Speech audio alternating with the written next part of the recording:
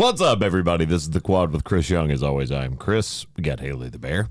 That is me. Producer Josh. Some have called me the Austin Reeves of podcasting. And Ryan from Miami. You know, I thought that in Canada, the whole thing was like a thing we did just to kind of make fun of them. No, they actually say after everything. What are you talking about, Good weather outside, Is it or is it more of an A? I think it's more of an A. A? Mine. Hey! Everyone from Sony Canada right now is cringing at me doing this on the podcast. Love you, North America. Yeah, so if you didn't get the little Austin Reeves joke there, we'll get to it. Mm-hmm. We want to talk about the poll last week.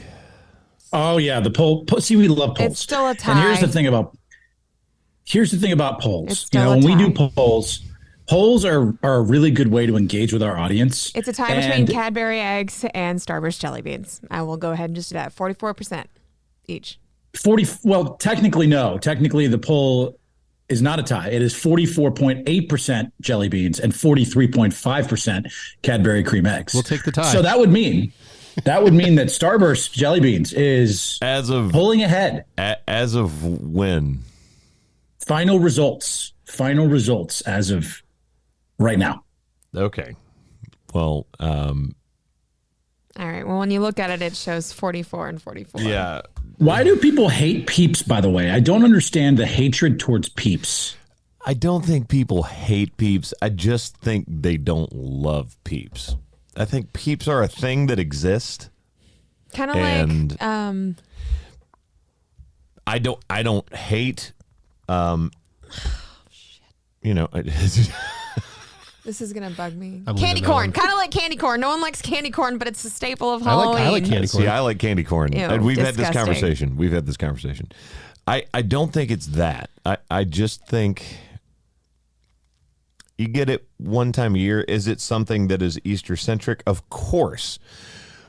But do people go, oh my God, I've got to run out and grab me some Peeps? Most people do not. Most people I just used have to. them around for Easter. When I was a kid, I used to. Well, I did a lot of things when I was a kid that I don't do now. Okay, but they're a kid staple. You know, it was never a staple for me, candy corn. So I would take Peeps over candy corn any day. I would not. No. No way. We're confusing the issue. More my point is that is obviously an Easter centric candy.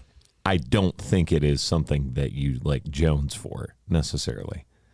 People were more jaded that Reese's peanut butter eggs were not included on there, or marshmallow chocolate covered eggs. Well, what's hard is the fact that Reese's, I know y'all always yell at me for that. Reese's. Doesn't matter. Reese's Is out all year. It's chocolate and peanut butter. You get that all year. You don't get Peeps and Starburst jelly beans all year. But the eggs and the Christmas trees are more delicious.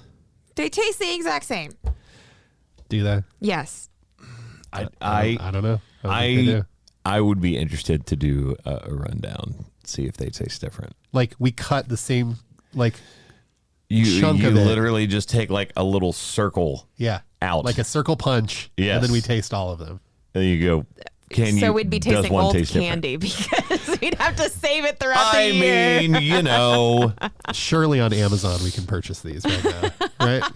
Okay, let's talk about this. So your allergies are kicking your butt, aren't they? Bro. I mean, look, I've got a little bit going on, but you've definitely got the Nashville is conspiring to kill me. Right now. talking through the nose. Oh, yeah. Big time. And I mean, I took a red eye back, which this is a real funny aside. I almost said something to him because for people that do not follow the podcast, I know we are jumping around a lot right here at the top, but for those that are just listening today for the very first time, we do 4 things: music, sports, movies, and a hot take every week. And one of the weeks we sort of combined 2 of the things and got a chance to go to a movie premiere out in California. And one of the people that was walking the red carpet for that movie was one Michael Irving. Yes. one of the triplets for the Cowboys, who was on my flight, my red eye from LA after my show this weekend. And it was really funny because he was sitting right next to me. I never even said anything to him. And I talked to him briefly on the carpet. Yeah. And I was just like, dude, it's a red eye. It is. It's the etiquette of like no one wants to talk. 2 in the morning. Yeah, Nobody's talking to each other. I'm not even going to say anything to him. And one of the people that was in my group was sitting next to him. And I was trying to be like, that's Michael Irvin, Cowboys legend, without telling them that. And they had no idea who it was. So they just thought we were randomly pointing at them for the beginning of the flight. Great. Then I just waited until after we all got off the plane. I was like, did you ever quite grasp what we were trying to tell you, is that you were sitting next to one of the... Can you please tell me which person this was? Because I really need to put a face to it. Really? Yes. Michael Irvin. No, you're... It was someone from management. And so they were sitting there, and it was just really funny because they're like... And I'm like, don't worry about it. It's fine. The moment's passed. But it was also, I feel like I watched a soap opera for about 15 minutes. LAX, I have to say, you have the craziest airport in the country, arguably. Atlanta would like a word. Well, no, Atlanta is the Bermuda Triangle of lost baggage. That's something completely different on its own. Chicago O'Hare would like a word. I've been there plenty of times. Hasn't been a problem. I'm not talking about bad travel experiences for connections, Rye. Trust me, I've been through both of those many a time. This was more like, in the span of 15 minutes, I witnessed a family of 4 order enough food for everyone that was on my flight, I think. In front of me in line, I witnessed a guy who obviously, I guess, was sitting at the wrong gate, run up just as they closed the gate, and you can see, like, in his hand is his passport. So it was going somewhere out of the country. Oh, no. Like, pleading, like, hands together in prayer for them to reopen the gate. Then turns from that to super angry, throws his bag all over the place, throws something in the trash, throws the wrong thing in the trash, and is like, has the trash out, digging through the trash to get his paperwork back out. It was just like the craziest span of like 15, 20 minutes. I was like, I don't even need to read a book right now. There's just so much going on. I'm like, it's a lawless society out there. There was a lot going on. But yeah, great weekend. I like red eyes normally. I don't like it when you were supposed to take off for your red eye flight, and it ends up being an hour and a half delayed.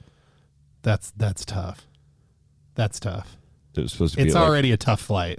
Yeah, it was supposed to be like 1:15, 1:30 boarding, and we didn't board until almost 3 a.m. So it was super fun. Did you sleep, though? There's a question. Did you actually get to sleep on the plane? Well, I can't sleep on planes. I'm not very good at it. I've watched you bring a pillow on a plane. And Your plane's different because I can lay down. That's not the same thing. I'm talking about a commercial flight. We're talking. This is not the same thing. Yeah. The red eye flight that I was on that went from LAX to Dallas and then had an hour and a half layover and then had the hour and 15 minute or hour and a half flight from Dallas to Nashville. Well, did you have the layover since you... I did, but it wasn't as bad. Yeah. So that was the one saving grace a little bit. Look, in the grand scheme of things, the plane went up. It came down where it's supposed to. My bags made it. I got home. So It's great. shout out American Airlines. Appreciate it. All right, let's go to music. Music. Speaking of playing a show out this weekend, big shout out to everybody that showed up out there in Commerce, California. We did an acoustic gig for the radio station, and there's is that inland? Where's Commerce? So it's technically a suburb of LA, but you know what that means.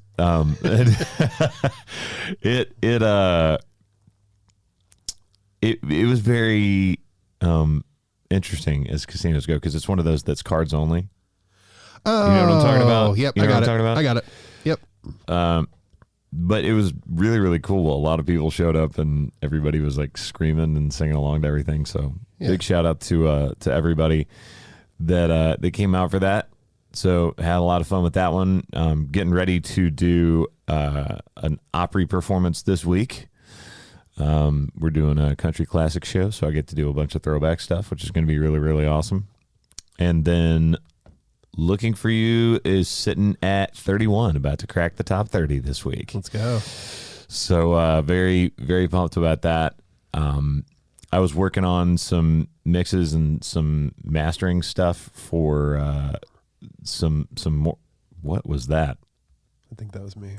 Oh, it's like, was that The frog. Was that a burp? Was that what was that? Well, what are we doing in there in the studio, huh? Somebody had a little breakfast this morning, or? I did. Oh, there it is. Not during the podcast. Like Ryan. Unlike some people, It's I been eat a mine while. beforehand. Yeah, It's been a snack while time. since you rolled in with a A full bagel sandwich and bagel sandwich. Instead, I'm eating Tostitos chips and salsa at what was just 11 a.m. So, which is an acceptable time to eat Tostitos chips and salsa, for the record. Yeah, well, restaurants do I open mean, at 11. yeah, I was gonna say 11. 11 is fine. yeah. If you haven't had, by the way, Florida Man, old Florida gourmet tortilla chips, these things are Old Florida. unbelievable. They also Screw do make those new breakfast Florida. nachos, so it kind of all falls into the same. Is thing. that like so? Does it say like Boomer underneath Old Florida? Probably. Can you only buy them in Naples? What's going on there? Oh man, They're only available in in all Publixes across the Southeast. So, for the record. there you go. There you go. Yeah, it's going really, really well. Gonna have some more stuff coming out soon. We're discussing how we're gonna release some more stuff that people can get to even before album comes out. So keep an Hey, eye out. congrats, by the way, on the ACM Award nomination. Yeah, Let's man. go. Thank you. I almost completely skipped over that. Mitchell would punch me in the face. Shout out for you guys at the End of a Bar is nominated at the ACMs this year. So looking forward to heading out there, hanging out, partying a little bit. They're obviously doing it in a different place this year, doing it out in Frisco, Texas, instead of which everybody keeps saying Dallas. And I think even like on the announcements it says Dallas. It does. But it's Dallas adjacent.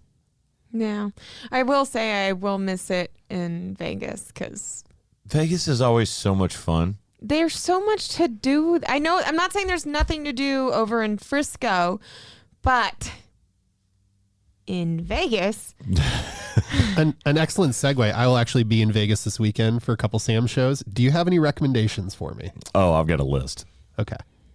Anything you want to share right now? I'll hook you up. Okay. Yeah. Okay. I almost asked where y'all gonna stay. We I are- probably don't want. I don't want to. I don't want to. Where are the shows though? The shows. At least The give them shows are at or something. Resorts World. Oh, okay, perfect. All right, I know where you're at then. Yeah, Yeah. I got some.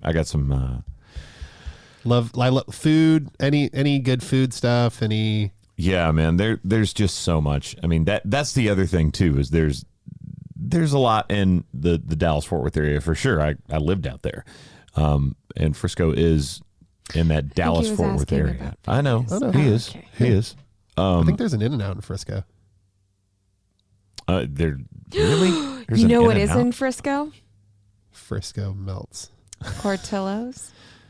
There is a Portillo's. She is correct. She is Overrated. I correct. saw that when we were there a month ago. Overrated? I don't know, whatever.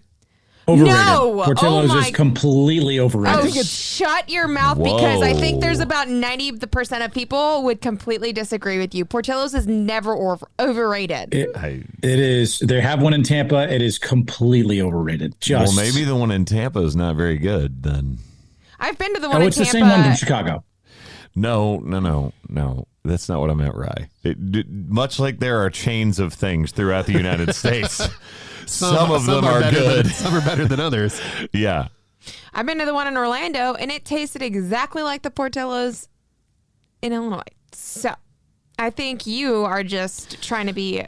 Yeah, you're kind of dunking real hard on Chicago. There is not this one morning. person You've already called out their airport and Portillo's. Yeah, how do you feel about Ryan? Garrett's popcorn?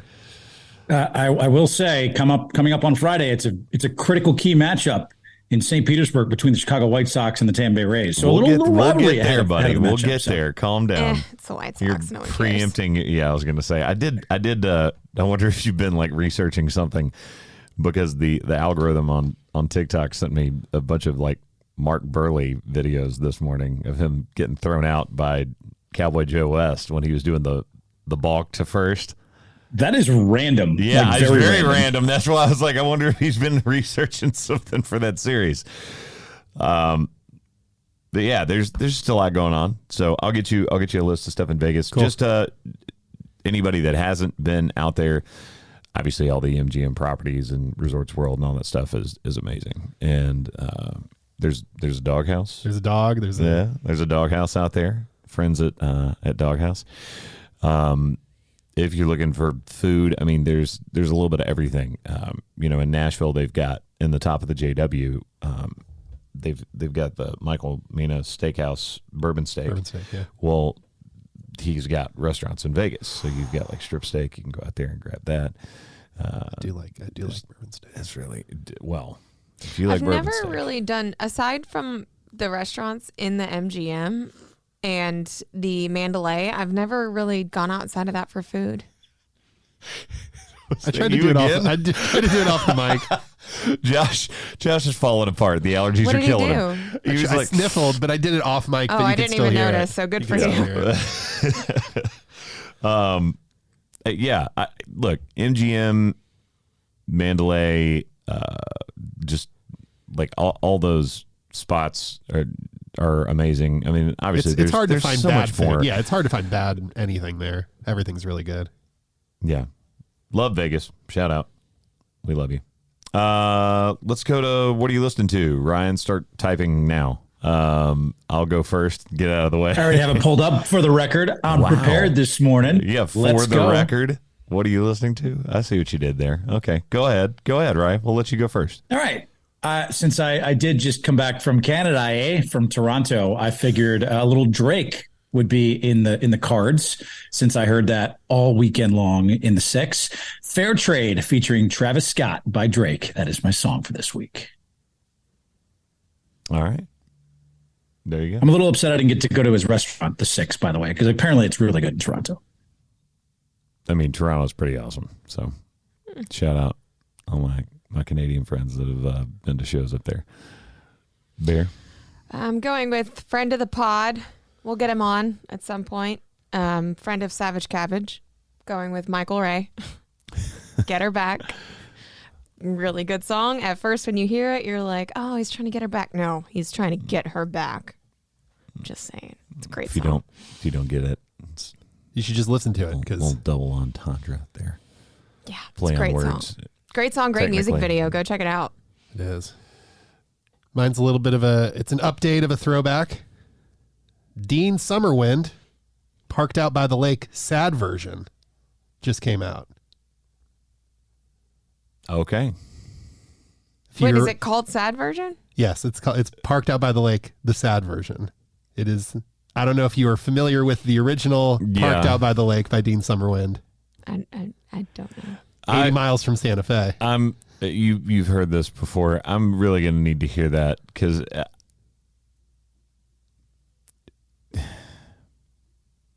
I'm going to need to hear it It's pretty incredible. because my knee jerk is the first one was so funny. Mm-hmm. It was It's perfect. so perfect. It was perfect. Why would you do a sad version? And if you were going to, why would you lag so much between them? I don't Do know. I But know is the it, first is it song? you do? You do. There's no way you didn't hear it. It was all around Nashville. And by the way, it's like I is it good? It's good. Okay, It's good. All right. And I need to listen to it as soon as we and get it's done. funny. All right, I'll give it a listen. I believe I've said this in our very, very first group of songs, but this album popped up on shuffle like randomly. You know, like your phone connects to your car and just starts playing. And I was like, oh my God. And I was trying to get out of it because I was listening to a podcast. And then it would not let me, like, I couldn't get to it fast enough. And the song started playing. I was like, you know what? I haven't heard this record in a while. But it's the Rubber Band record by Charlie Worsham, and the song is Trouble Is, which is just, I think I've brought that up before and put it on one of our lists, but you know what? It's going back on there again. So you and I have updates to things that we've said before, I guess. It's fine. There it is. It's fine. We can listen to songs more than once. It's okay. All right, let's go to sports. Sports. I want to give a massive shout out to the Lakers for absolutely proving me right. I had that situation where you're sitting next to someone that you don't know. You're watching a little bit of a basketball game, and I was heavily invested in the Lakers-Grizzlies matchup because I believe, if you guys remember, I said if they can beat the Grizzlies, you get a chance to go really, really far. And I put my money where my mouth is, and I bet the Lakers and the over. Great. That little run at the end made you very Austin happy. Reeves at the end made me very happy. Yes, it did. So, and the guy next to me needed Memphis -2 at the half, and he got it. Oh, he got it. Oh, Yeah. Everyone wins. Everybody wins. Wasn't it like a 1-point game with like 2 minutes left, and then it demolished them in the final 2 minutes of the game? Correct. That was Austin Reeves. He just went nuclear. Austin Reeves went 9 straight points, 9 straight of the Lakers points. Well, you got to give my man And it was a Rui 15 it was a 15-0 Hachimura run. some love. 15-0 run. Yeah. Rui Hachimura had a game of his lifetime, I think, his career high. The problem is it's going to get overlooked because Austin Reeves had the game of his lifetime. Correct. So it's no one is unfortunately going to remember Hachimura's game of a lifetime. Did we envision when this season began and imagining a Lakers playoff game that Rui Hachimura would be one of the leading scorers in a playoff game? Or Was he, Austin though? Reeves? He had 29. He had the most points out of the Lakers. Which is weird because no one is talking about Hachimura. Nope. They're talking about Austin Reeves at the end of that game. And that goes into much like everybody was calling out JJ Redick for the other day saying that he didn't think Larry Bird was one of the best 3-point shooters of all time because he hadn't made as many. But the problem with that is when you score your points, not how you score your points. So Hachimura the game was getting so 29 different back wasn't then. what was it? Or The is game this was so this generation is jacking Ryan, up threes. Ryan, listen to what I'm saying. I think we're saying the same thing in a different way, buddy. Listen to what I'm saying. Hachimura scoring 29, awesome. No one is talking about him today. They're talking about Austin Reeves because that was the end of the game. That was when the game mattered. And that's when he scored his points. So even though he scored less points, it's the same thing as Larry Bird. A lot of Larry Bird's threes, they were showing like one of the games where Larry only shot 1 3, made it, and it was to win the game with like 2 seconds left. Right. So is he more clutch than a lot of people that are just jacking up threes? So that was they were getting after JJ Redick pretty good. Also, that. Larry Bird won a 3-point shooting contest in All-Star Weekend.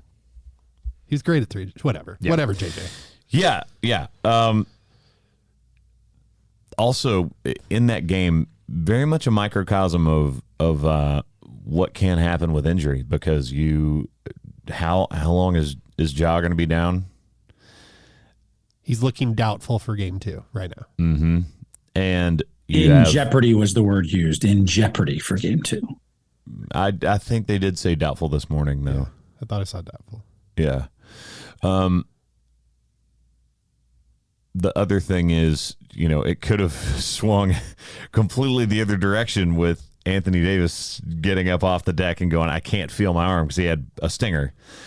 And came back and started the third and was fine. And then blocked, he had 3 more blocks that quarter. Yeah, and then he was fine. But it's pretty wild. You know, the Warriors and the Bucks went down in their games. I feel like the Bucks always fall. Well, here's the thing, though. They are projected to win. Yeah, Giannis got hurt in the first quarter with a lower back fall, and so he was out the rest of the Can game. you guys just let me enjoy a game 1 victory? Okay, Tyler Hero broke his right hand. He's going to be out for the rest of the series, probably the rest of the playoffs. Just let me enjoy. When was the last time we heard about Tyler Hero? Let me enjoy one. Just one. Jimmy Butler becoming just the 4th player in NBA history to have multiple 35, 12, and 11 games, whatever the hell it was. Just let me enjoy it. Let me enjoy it. We always have to let you enjoy your sports. Did you not even know what the stat was for Jimmy Butler? I think it was like 35, 11, and 3 steals, something like that. And Michael Jordan did it, and so did Jimmy Butler. Playoff Jimmy has been activated. You combined 2 different stats. He's the 4th Heat player to have more than 1,000 points in the playoffs. That's what it was. Yeah. LeBron James, Dwayne Wade, and Chris Bosh. Yes. Hey, big game 1 victory. Okay. Hey, look, you know Jimmy what they Butler. say? A series doesn't begin until the road team wins. The road team won. The series has started. Oh my gosh. That's like the reverse Uno card of looking at somebody and going, next game is a must win. It's like, no, it's game 2. It's actually not a must win. We've briefed on this before. My biggest thing is I've also seen the headline, if this team is healthy, they're a win. Okay, being a healthy team is for every damn team. Every team is going to be different if the whole team is healthy. Stop banking on an entire team being healthy or these people being injured. It's the team as a whole. Injuries happen. I don't want to see the headline, well, if this team stays healthy, okay, congratulations. Every team is going to have some sort of injury at some point. Best ability is availability. Stop trying to use the healthy as like, oh, they're definitely going to win if they're healthy. Will they? But we'll never know because no team is ever fully healthy. Somebody's always freaking hurt. By the end of the season. No, I don't know. The Warriors are getting healthy at the right time, although the Kings, even though they just lost. Well, I know, but the Kings won their first playoff game since the iPhone was invented, so that was fun. It's true. 2006. Okay, but it's still, you're defeating the purpose of what I'm saying. It's funny to say, but I know. Are you the one that like banked on their coach winning Coach of the Year? He did, and he did, and they've been great. But Josh and I were actually texting about this morning because I found a stat that in between Sacramento's last 2 playoff wins, 2006 and 2023, the Warriors have 106 playoff wins during that entire span of 17 years. I also checked. Ooh. LeBron James has 185 in that span. Well, but congratulations, like the beam, baby, like the beam. Yeah, like the beam. Congrats to Sacramento. We've been pulling for you all year. We love to see it. I would love to. I'm going to be honest, because if people go back and listen, I was going, I don't think they'll make it. I know. So the we is very vague. I wasn't rooting against them. I was just, it's like sitting at a craps table and betting that somebody's going to roll 7 instead of the point. Right. Yeah. Right.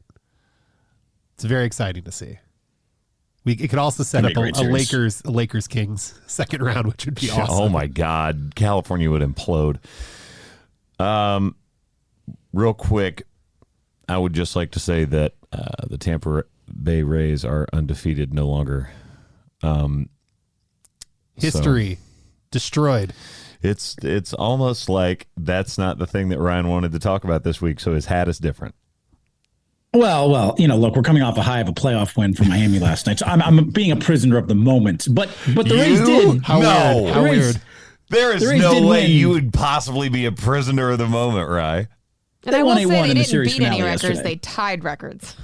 They did. They tied a record that, I don't know, has two other teams that were 13-0, the 82 Braves, the 87 Brewers, and then a team from 1884. It's kind of impressive. We're not. Yeah, I don't think we're going back to 1884 for our stats. No, but 14-2 to start the season is still quite impressive for your Tampa Bay Rays, who begin a 3-game series in Cincinnati today, tomorrow, and the next day. So I be easily presume that 17-2 is That's within an their easy grasp. win. Yeah, we need to smash those bets right now. Yeah, as soon as we get done, We need to get that taken care And of. it's funny that you even say Cincinnati because I wore my Cubs jersey on Saturday and I had an obnoxious amount of Cincinnati people in town. I don't really know why, but they were all in town and they're like, boo, Cubs, but we suck too, so that's okay. I'm like, all right, we could just That's how you know live your and suck team's together. not playing well is when you're like, You try to talk smack, Your but- team sucks just like ours.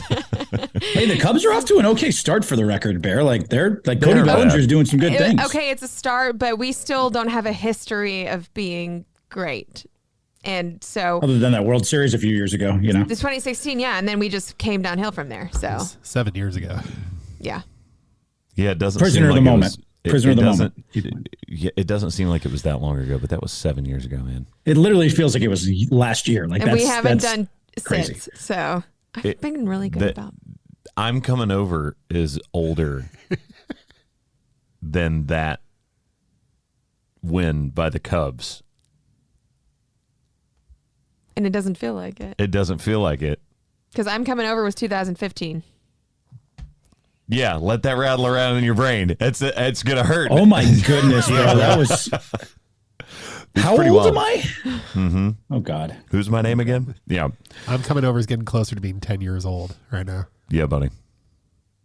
Yeah, It'll be able to drink before you know it. it's closing in. It's gonna start driving soon.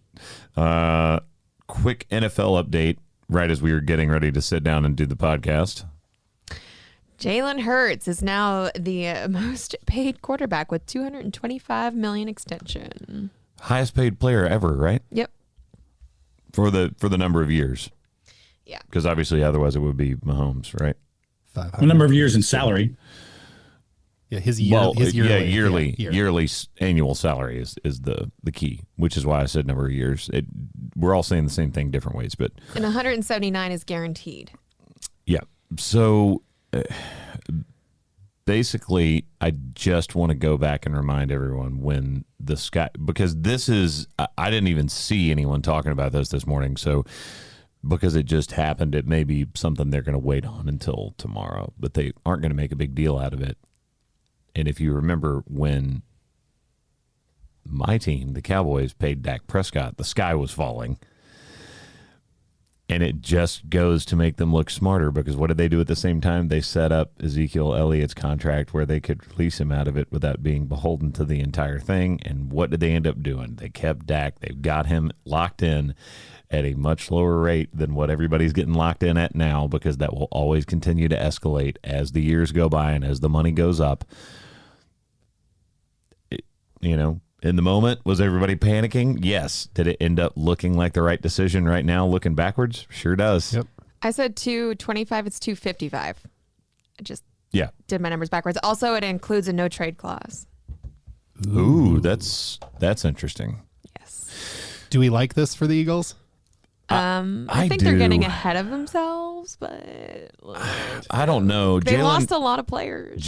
Well, yeah, and so they'd like to keep the guy that is their quarterback, which I think Jalen Hurts has just done nothing but prove himself over the years.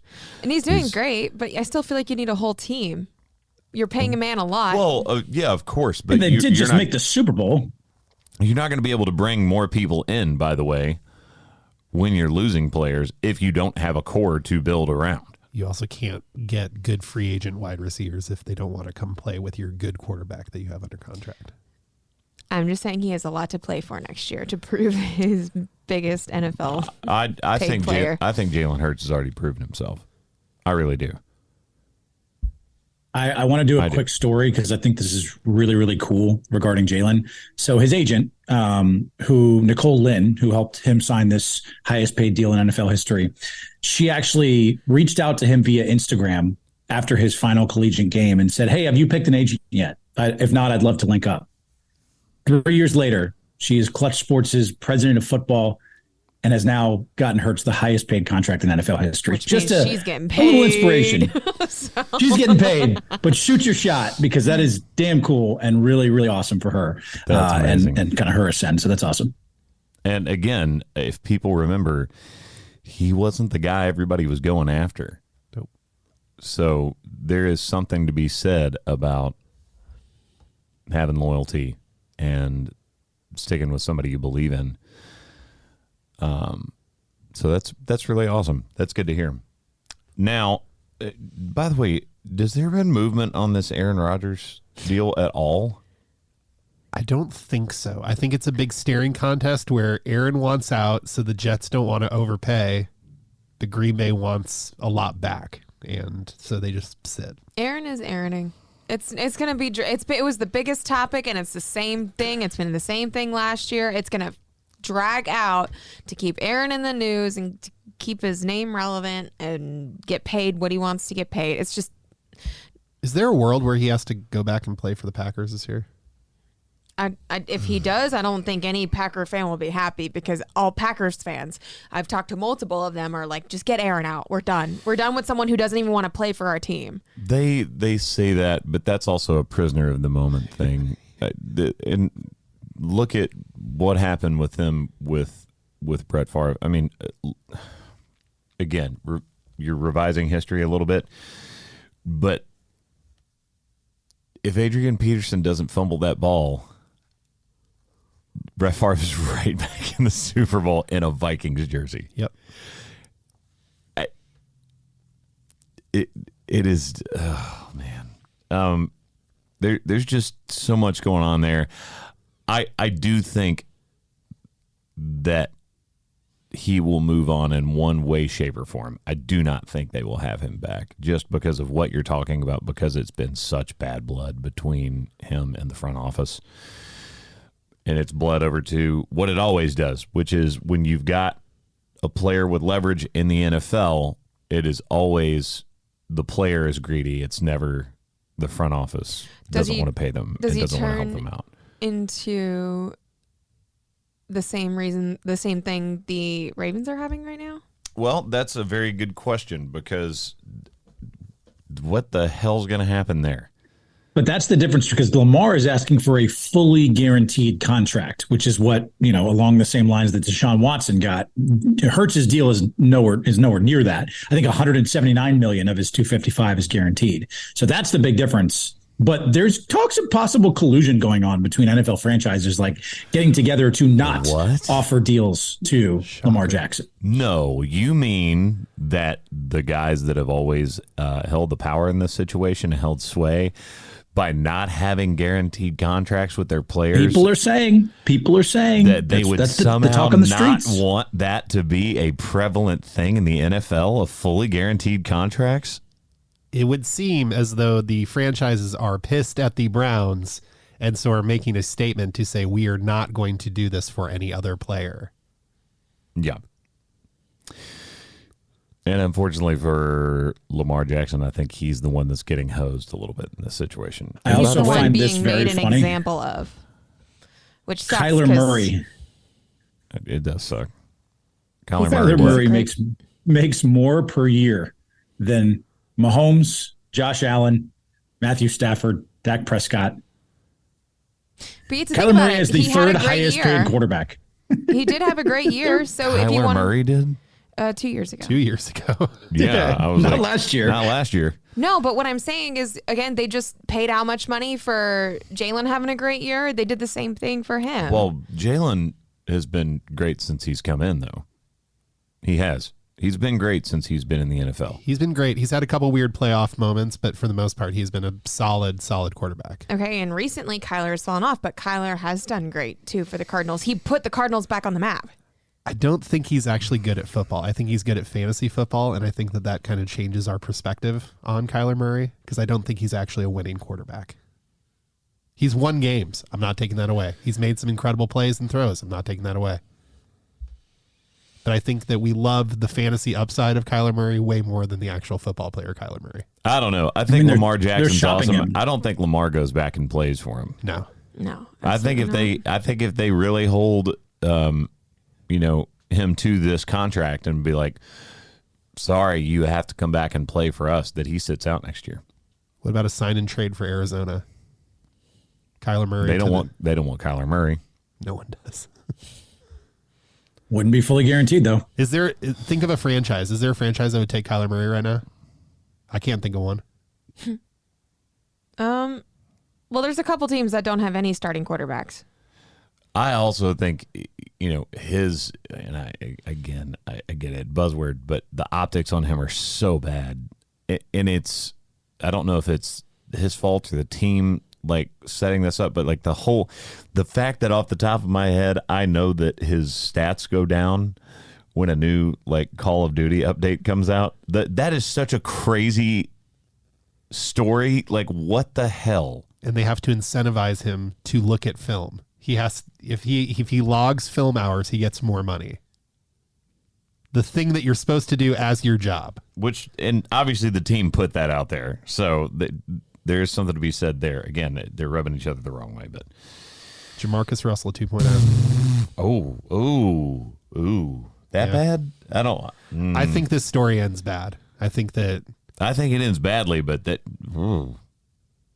man. Because if you watch Kyler Murray play football, his only great plays are when the play gets completely blown up and he just has to run around and make something happen.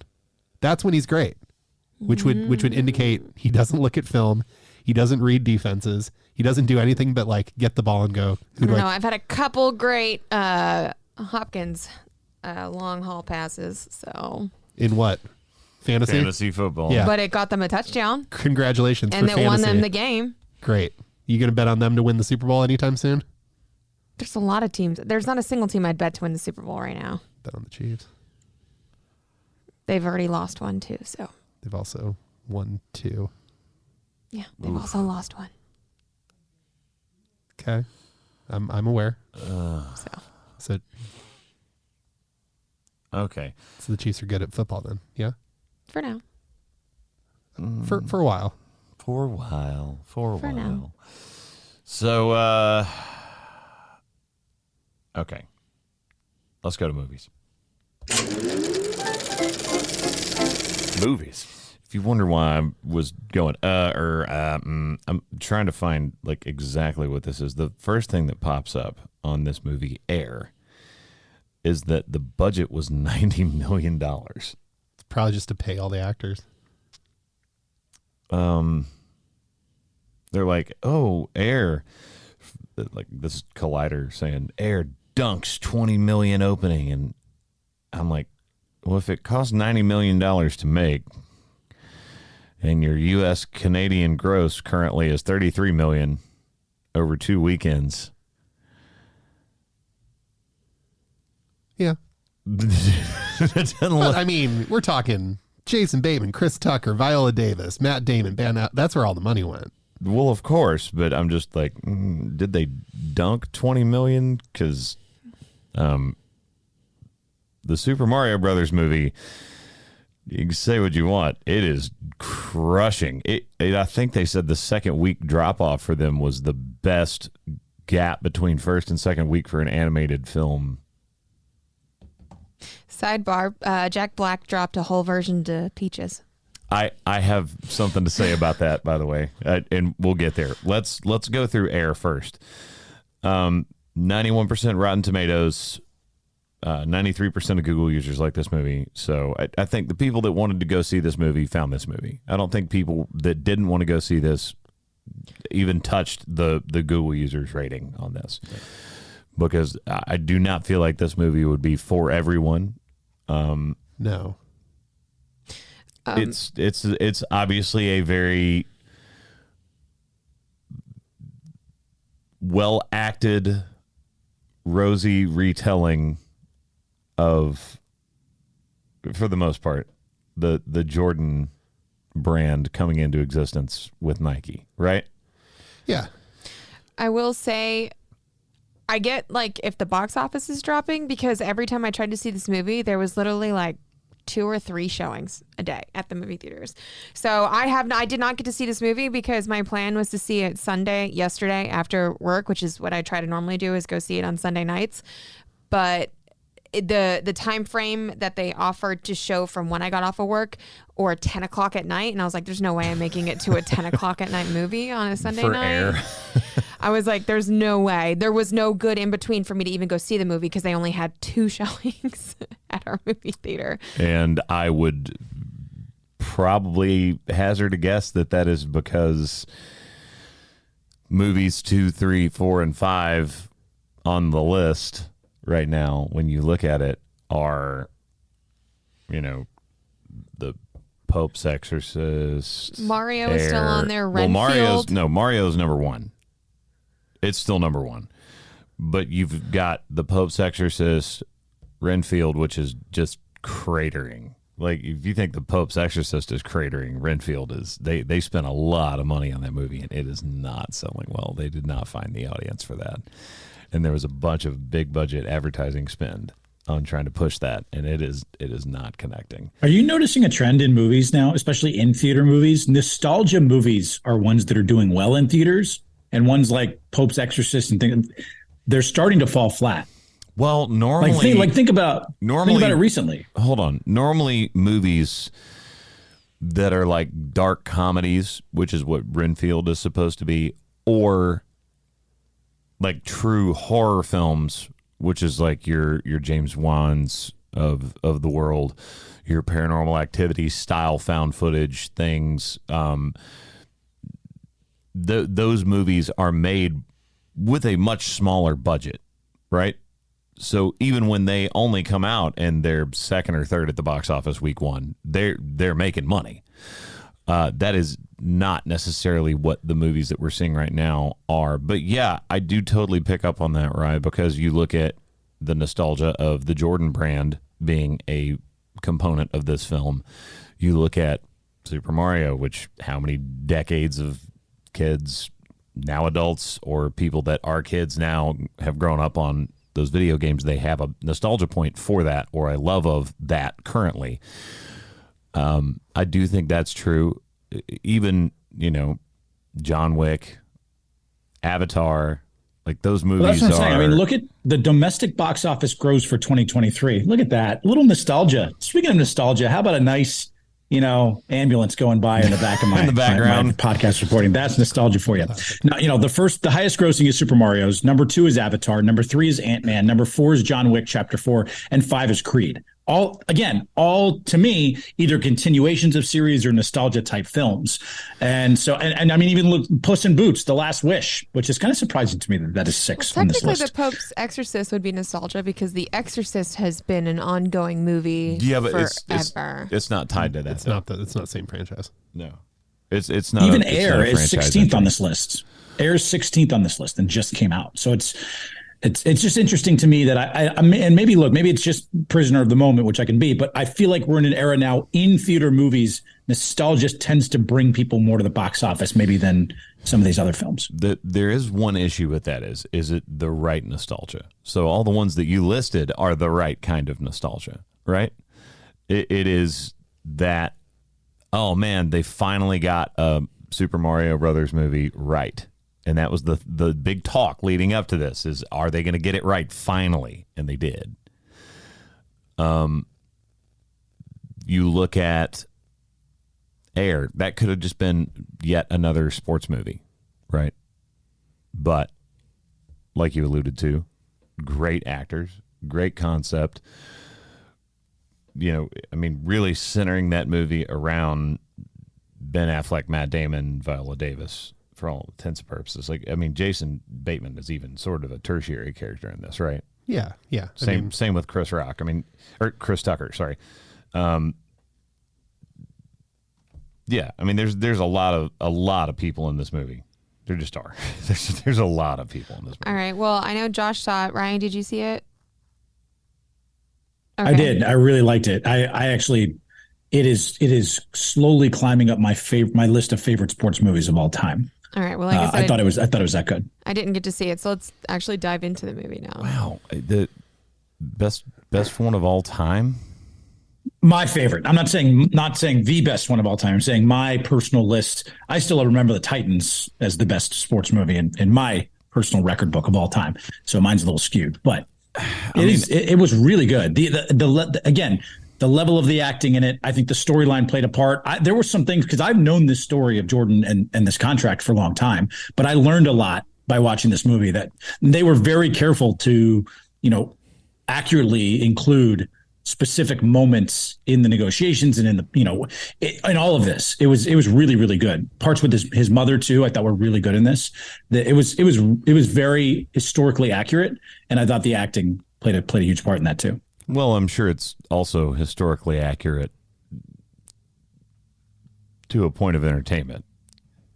They did a really good job. There's definitely some liberties with interactions that are taken. Yeah, thank you for saying the quiet thoughts out loud, Josh. Yeah. That is more where I'm getting. It's at the end of the day, this is a Nike branded film, so I'm sure it does not show any of the negative side of. It does not depict the brand in a negative light necessarily. Although they were honest to point out where Nike basketball was in the mid 80s as a fourth tier brand before this deal. Yeah, but that is,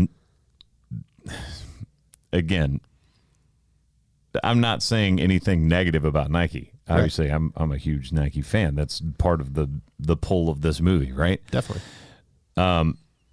More my thing is it's probably painted with a pretty glossy brush when it comes to, there was one guy that just steadfastly believed with zero question that Jordan was going to be the thing that turned the brand around instead of, man, I'm really taking a big risk.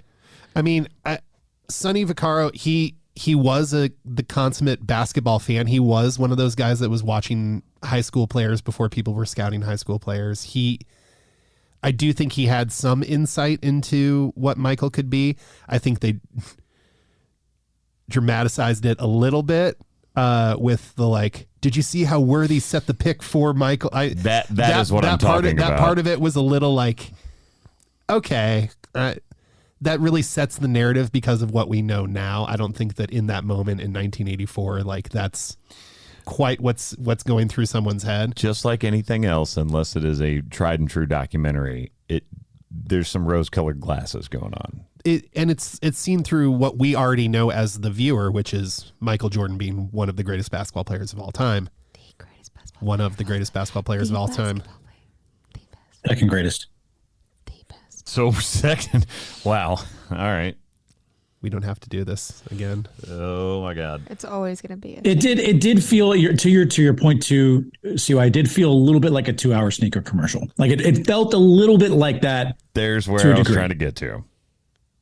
Yeah, but I like that sneaker, so that's fine. But that's the thing. We all like the shoe. That's the whole point. Did you tell me that? Was it you, Josh, or somebody told me the number of what Michael makes per year off of just the Jordan brand sneaker? I think it's $400 million a year just in royalties off of that sneaker brand. Yes, the brand makes just to him. Yeah, the brand makes $800 million a year. It's insane. It's insane. Just the Jordan side of brand, not Nike as a whole. Just the Jordan branded with the Jumpman. That's it. It's nuts. Was there anything that you guys didn't know that was brought up in it? I really loved the interactions between Sonny and David Falk, who was played by Chris Messina, who I love him as an actor. Obviously, shout out Newsroom. I just loved their back and forth and what what I imagine arguing with a sports agent would be like in those moments. You're talking about the telephone tirade? Yeah, the telephone conversations. Yeah. Is one of those the part where he goes, yeah, that's the definition of what a rookie is. Yeah. Yeah. I mean, obviously that's given away in the trailer, but I did love that moment. I thought that was really cool. Yeah. Yeah. And just how foul mouthed they were. I really loved this movie. I loved Viola Davis in this role. I think that you needed someone with that kind of gravity in the role to kind of sell the strong mother figure that Dolores Jordan is. She's still alive. And I thought she did a great job. And that was the one note that Michael had for the movie. I loved that they didn't show Michael's face in the movie. I thought that was kind of some brilliant storytelling. Was it actually Michael? Nope. It was someone that kind of looked like him or 80s him from behind, but they never showed his face. I thought you were referring to a recent Michael. Sorry. Nope. Also, one thing that I will bring up, this is where I was trying to get to. So, what the heck? There's like somebody Someone walking by singing. the front of the building singing. How are y'all hearing this? I didn't hear that. That's Music ears. Yeah. Yeah. So the directed true story, Air, looks to have a solid hold in second week and this is from, I think it's JoeBlow.com, which is, I mean, this is just Our good friends. actual site of just like weekend box office breakdown. It's saying that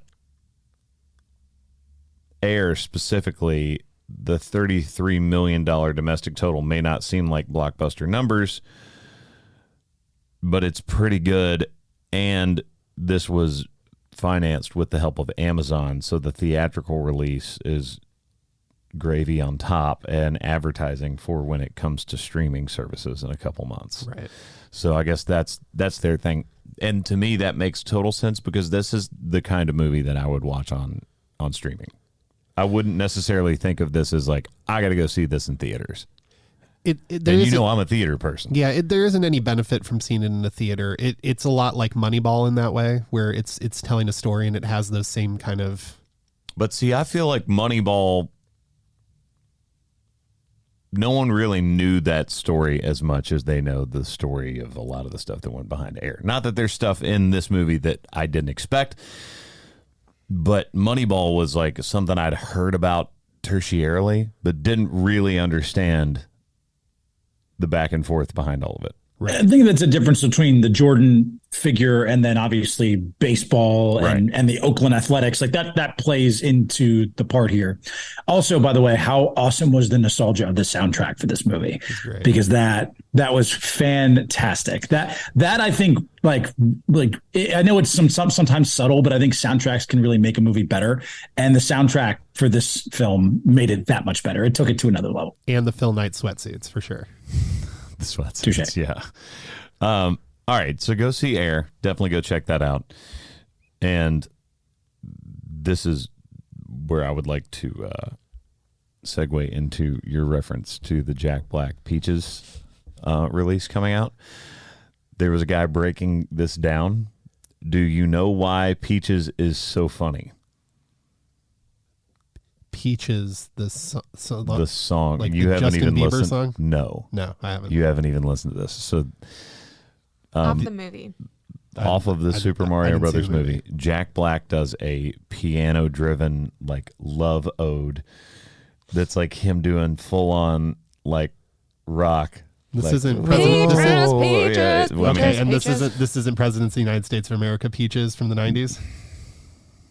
Millions of peaches. I Peaches. know, Not that one? I know the Presidents of the United States of America. Yes. Okay. No, it is not that. This is an original song that Jack Black created that is piano based, and it's just like sort of this love ode that his character is singing to Princess Peach. And a big part of the chorus is peaches, peaches, peaches, peaches. It's just over and over, but it's over this very interesting chord structure, which someone broke down and revealed that the chord structure for the song Peaches is not the same melody, but the same chords in the same order as Rick Astley's Never Gonna Give You Up. Nice. I don't hear that at all. He rickrolled everyone, which I think is absolutely hilarious and is just another layer to it. Even if he didn't do that on purpose, which there's no way, he didn't. Shout out to Jack Black. That is fantastic. It's fantastic. All right, what are we doing next week, guys? Is this Renfield? I still want to do Renfield. Let's do it. I mean, obviously, this movie is.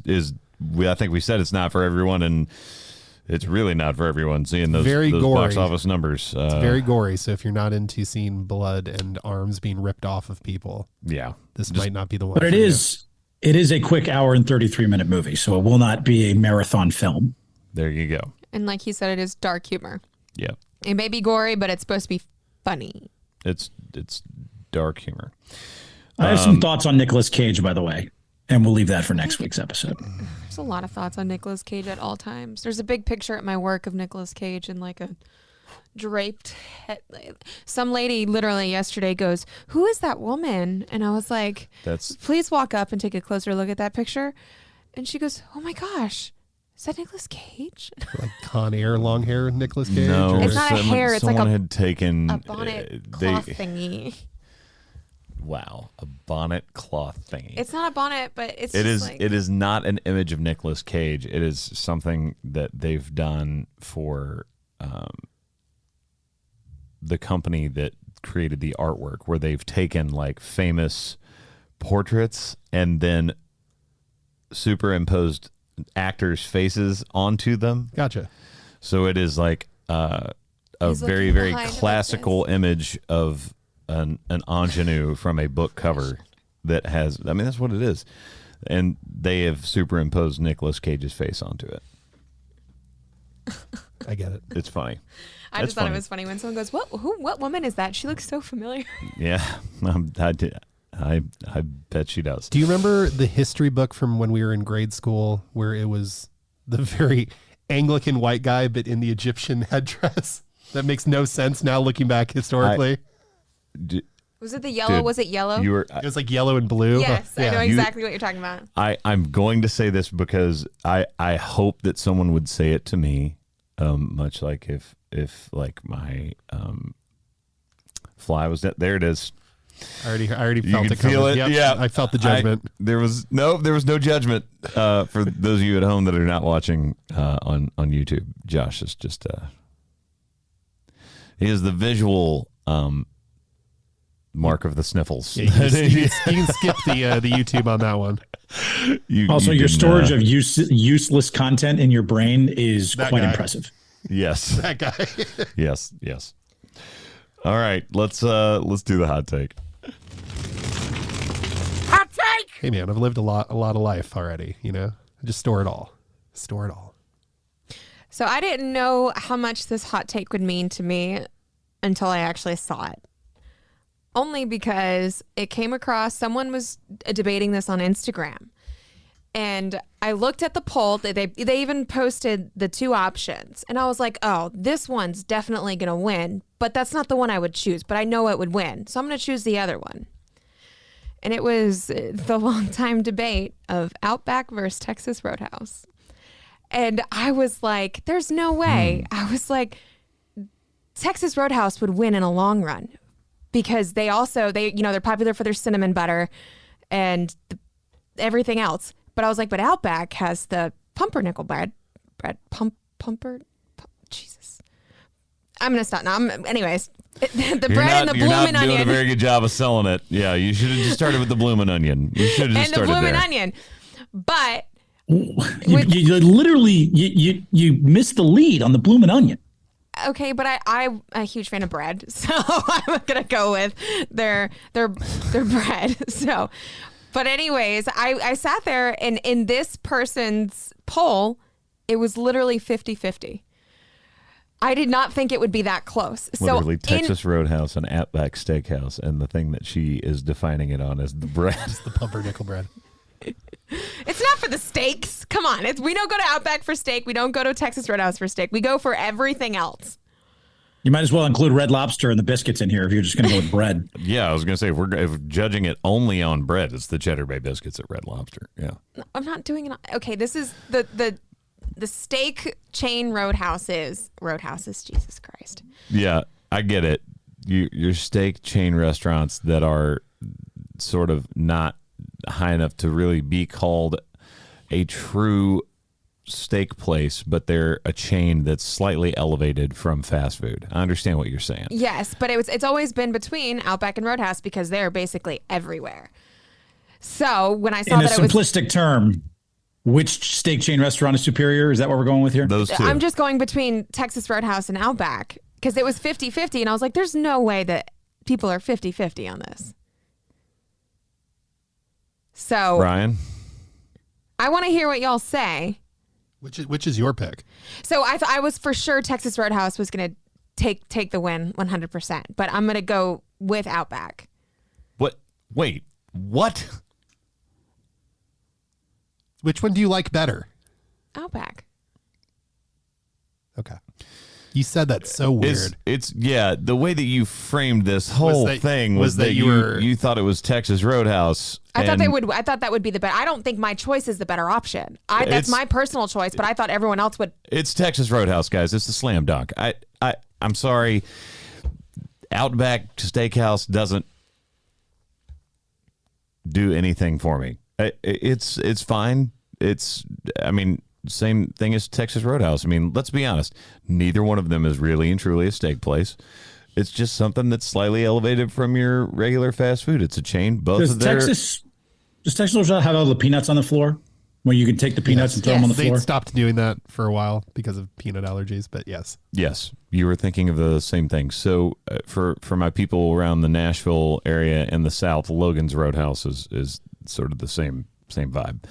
But Texas Roadhouse, to me, if you're picking between those two, I'm going Texas Roadhouse every time. Have I had a bloomin' onion before? Yeah, it's fantastic. It's good. Have I eaten it, both of them? Yep, sure. Not knocking on either one of them. I'm just saying, if you're asking me, there's no question. It's Texas Roadhouse every time. See, and that's why I thought I would take it away, but I prefer Outback. Ryan, I'm still doing some research. Can you? Okay, so first of all, I do find it very funny that Texas Roadhouse was founded in Indiana. And do you think Outback Steakhouse was founded in Sydney, Australia, Ryan? It was founded in Florida, which is even better because it leads that directly might be why to. I lean towards Outback. Actually, I just literally pierced a hole in the boat of your entire argument with you leaning that way. You did. So let me take it a different direction. I wholeheartedly and without any lack of loyalty, Outback Steakhouse is by far the premier restaurant in this case. Not only has it been a tradition of my family's growing up where we would go curbside and grab an Outback special. Hold on. Words I never thought I would hear in my entire life. Outback Steakhouse as the premier restaurant. Oh, yes. Keep going. Oh, yes. The Outback special, the Walkabout soup, by the way, which they took off the menu, was a longtime favorite of mine. The bloomin' onion. I love Outback Steakhouse. However, America does not, because in a ranking of America's favorite restaurants, according to our friends at Business Insider, Texas Roadhouse was number 2, and Outback was number 14 of the favorite chain restaurants. Wow. Again, this is why I thought what I thought when I saw the poll, but I still always want to go with Outback. So is your pick Outback, Ryan? Oh, it is without question Outback Steakhouse. I am an Aussie at heart here for the Outback brand. Love it. All right, so we have to break this down a little bit. So Outback has the bloomin' onion. However, Texas Roadhouse has the cactus blossom appetizer, which is a giant onion, golden fried and served with Cajun horseradish. We all agree that is directly to compete with the bloomin' onion. So these cancel each other out. Okay. We have the pumpernickel against the honey butter. Both have their pros and cons. Let's just cross both of those out. Those cancel each other out. How? That's the honey butter for me, man. No, it's the pumpernickel. There we go. I said it. See, this is why they cancel each other out. So we really have to go USDA. They have the bone-in ribeye. They have a bone-in ribeye. Outback has a bone-in filet. Unbelievably. I can tell you right now, if you ask somebody if they want a bone-in ribeye or a bone-in filet and they actually like steak, they're going ribeye every time. Generally speaking. There's a lot of love for the bone-in filet at like Ruth's Chris. Oh my God. Okay. Again, different level of steak place. But not everyone we just leveled up real quick. Go to Ruth Chris's. Correct. Ruth Chris's? Oh God, I don't even want to. Yeah, no. We're not going there. We're not going there. We're already having trouble with Reese's and pumpernickel. Yeah, go ahead. Both chains try to sell you on some shrimp, both on the appetizer and as an add-on to the steaks. So that's a wash. Yeah, that's a wash. Yeah. It's gonna be Texas Roadhouse for me. No, no. It's just a better steak. No, right. I disagree. Well, we're gonna see if you guys can break this tie. Go Are ahead, you Ryan. curious what the number one American favorite chain restaurant is? Because I am. Applebee's. Yes. What is it? It is not Applebee's. Chili's. It is not Chili's. It is, for some odd reason, Maggiano's as America's favorite chain restaurant. What? I've never even eaten at an Maggiano's before. It's good. I mean, Ironically, where I was at last night, the bartenders did order Maggiano's to go. here's my thing. There's a lot of places that are chains, right? I would be interested to see how many Maggianos there are in the United States versus how many Texas Roadhouses there are. Because it seems like I'm on it. okay, it seems to me like that's one of those where it's more of like a niche brand where there's probably like one Maggiano's per major city location. Oh my God! Wow, yes, 621 this is- Texas Roadhouses. in the and United States. 53 Maggianos. 53 Maggianos. See what I'm saying? That it just seems like there's a bit of a discrepancy there. So there's like one per every major city in the U.S. versus 10 for every major city in the U.S. And I'm just saying like capitals based off state. Okay. Yeah, I can see that. I mean, I like Maggiano's. It's great. Give me Carrabba's all day. Get out of here, Maggiano's. Okay, now are we debating Italian? Because Olive Garden. Let's go. Oh, No. Stop it. Today is the Steakhouse. Outback versus Texas Roadhouse. Tomorrow it's Olive Garden versus Maggiano's. Thank you guys for listening to The Quad with Chris Young. As always, I'm Chris from Ryan, Haley, and Josh. Oh my God. Free breadsticks. It's all about bread with her. They're not even good. Yeah.